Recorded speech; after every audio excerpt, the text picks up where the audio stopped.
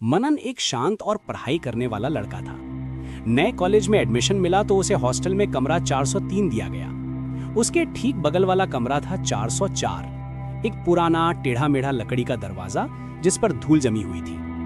बाकी कमरे चमकते थे, लेकिन 404 ऐसा लगता था जैसे सालों से खोला ही नहीं गया हो। हॉस्टल में आते ही मनन ने नोटिस किया कि लोग उस कमरे के पास से तेजी से निकलते हैं, कोई भी वहां रुकता नहीं।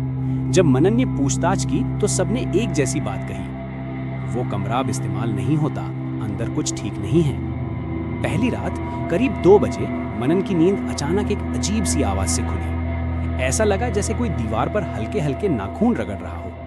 पहले उसे लगा शायद कोई बिल्ली होगी। उसने करवट बदली, लेकिन तभी साफ आवाज में किसी लड़की के सिसकने की आवाज सुनाई दी। मनन उठकर कमरे से बाहर निकला। पूरा कॉरिडोर अंधेरे में डूबा था, पीली फ्लिकर करती लाइट्स और बीच में गहरा सन्नाटा। उसने कान लगाकर सुना, आवाज ठीक उसके बगल के कमरे 404 से आ रही थी। उसने धीरे से दरवाजे को धक्का दिया, पर दरवाजा बंद था।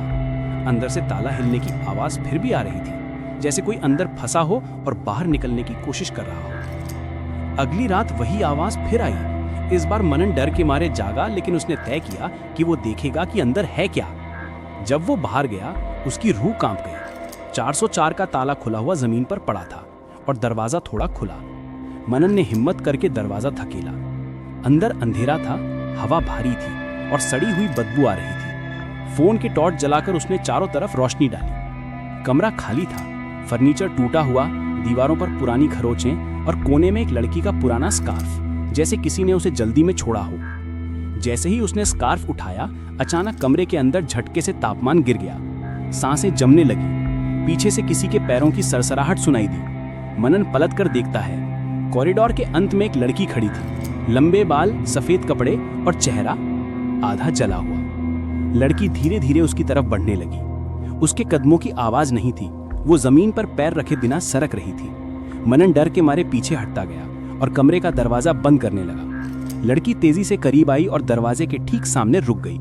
उसकी आंखें काली गहराइयों जैसी थी। वो धीरे से बोली, मुझे बाहर निकालो। मनन जोर से दरवाजा बंद करके भागा और अपने कमरे में घुसकर कुंडी लगा ली। उसके बाद उस रात उसे नींद नहीं आई। सुबह उसने वार्डन से 404 के बारे में पूछा। वार्डन ने गहरी सांस लेते हुए कहा, 3 साल पहले एक लड़की इस कमरे में रहती थी। उसका नाम रिया था। एक रात उसने अपनी जान दे दी। पुलिस ने कमरे को सील कर दिया था, लेकिन कभी कभी वो लौट आती है।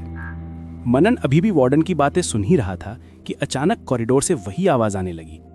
धीमी सिसकियां, 404 के दरवाजे पर नाखून घिसने की आवाज और किसी के दरवाजा खटखटाने की आवाज।